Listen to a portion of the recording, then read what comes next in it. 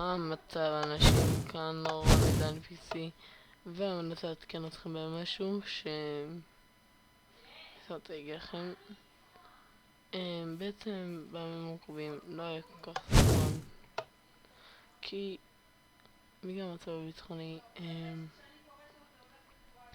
אעשה סרטון פעם באיזה שבועיים ומשהו, סליחה על הרעש, פעם בשבוע כבר, כי המצב הביטחוני זה משהו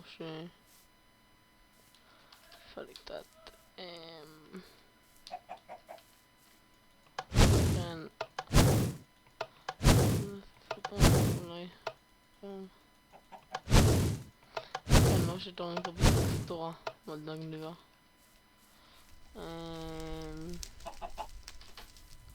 טקסט עוד לא יכול למצוא את זה, אז זהו, זה הכל, נתגף על זה.